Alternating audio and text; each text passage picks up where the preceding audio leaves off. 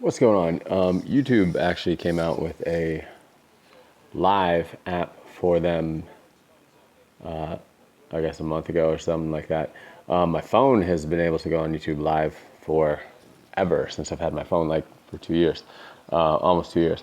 But I want to talk about the great cardio myth and what that is. And I I see things happening in gyms, and I always want to comment and I always want to help people, but their journey is not with me. So it's really hard for me to stay quiet, but it's not my place to give a lot of people the advice, the unsolicited advice.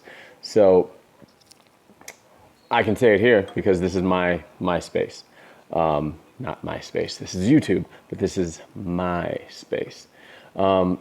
So one of the things I want to talk about with cardio is the fact that you see these people on machines at the gym, on the treadmills and the ellipticals and the stair climbers and the those things that are kind of like ellipticals, but your leg goes out instead of forward, and the Cybex and the arc trainers and those sort of things, and the recumbent bikes. And you see people doing these, and most of the people that you see doing those things are not people you want to model yourself after. Like, and it's horrible and judgmental to say, but those people are not doing the right things. And they're not doing the right things, and that you can see it through the results that they get. But they're doing those things because that's the thing that they think they should be doing to lose weight. Like we traditionally have talked about losing weight, and you have to do cardio and you have to do cardio and you have to do cardio. And so that's what they do. They get on the treadmill or they get on the bike and they pedal and pedal away. And they're like, oh, I've got to do an hour's worth. And they don't really put forth any sort of hard or intense effort within that hour, but they go for an hour, so they think they're getting the job done, and they couldn't be any more misinformed than they actually are.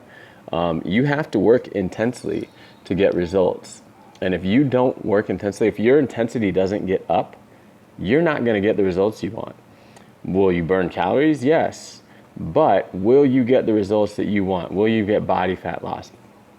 That much, you know. If you're not strength training and all you're doing is cardio and saying, hey, I've got to lose weight, you're not really getting the benefit of any of this game we call exercise.